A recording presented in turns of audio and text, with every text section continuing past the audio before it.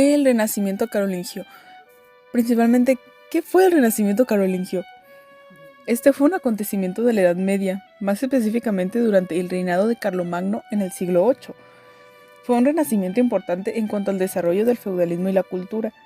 El origen de todo esto fue empezando por el personaje de Lombardo Astolfo, quien, como de costumbre, se ponía a conquistar territorios, especialmente en Roma. El problema surgió cuando se metió con los territorios del Papa Esteban II, quien inmediatamente fue a pedir ayuda de Pipino III, que, para ponernos en contexto, él es el padre de Carlomagno. En este suceso, el Papa Esteban II nombra a Pipino rey de los francos, junto con su esposa y sus dos hijos, Carlomán y Carlomagno. En cuanto a Pipino, este le ayuda a recuperar sus territorios al Papa, así como todos felices, ambos ganamos. Dicho antes esto, ya podemos decir que todo comenzó en la Navidad del año 800, cuando Carlomagno es coronado por el Papa León III como emperador de Occidente. Y este tiene así una iluminación en la que dice, bueno, cabe decir que Carlomagno era una persona sumamente religiosa. Y así, su iluminación se basa en ser el defensor de la cristianidad, ser casi la mano derecha de Dios en el mundo terrenal, pero basándose siempre en la doctrina de sus tres imperios, que son el papado, el imperio bizantino y su propio imperio de Occidente. En cuanto al imperio bizantino, ocurre que la emperatriz pone a su hijo al mando como emperador, pero esto nunca fue muy del agrado de Carlomagno, porque de por sí no estaba de acuerdo con que la emperatriz fuera emperatriz.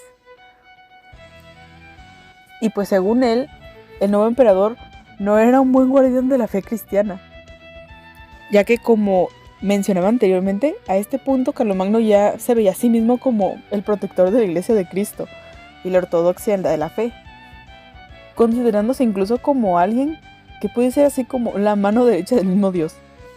Su papel abarca la protección de la Iglesia contra sus enemigos, el control de la ortodoxia de los ministros eclesiásticos y la promoción de la educación. Pero como es Carlomagno, no es cualquier educación, es educación cristiana entre sus súbditos. Como sabemos, Carlomagno era una persona muy poderosa, por lo que podía intervenir en cuestiones teológicas. Uno de estos casos se dio en el adopcionismo español. Este dictaba que Jesús primero fue un ser humano y que luego fue adoptado por Dios como hijo, y que por lo tanto no existía como tal una trinidad originalmente. En sí, el renacimiento que promovió Carlomagno consiste en promover la cultura y educación de su imperio, pero más específicamente en lo que vendría siendo el clero. Algo bueno que podemos destacar de él es que para lograr este objetivo fundó diversas escuelas que enseñaban desde la educación elemental hasta lo que vendrían siendo las artes liberales, siempre enfocándose en una educación más religiosa, teológica. Uno de sus hallazgos más importantes para el Renacimiento carolingio fue la fundación de la Academia Palatina de Aquisgrán. Incluso el mismo Carlomagno buscó maestros calificados para aquella escuela, pero eso sí, siempre centrados en una formación teológica y en promoción de una cultura cristiana que combinaba elementos de la fe, la razón y la herencia clásica.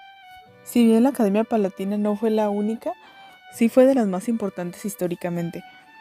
Pero en este proceso, quienes fueron de suma importancia fueron los teólogos como Alcuino de York, quien fue el director justamente de la Escuela Palatina de Aquisgrán, e incluso fue nombrado abad en el monasterio de San Martín de Tours en 796. Cabe decir que entre estos teólogos también hubieron teólogos que eran hispanos.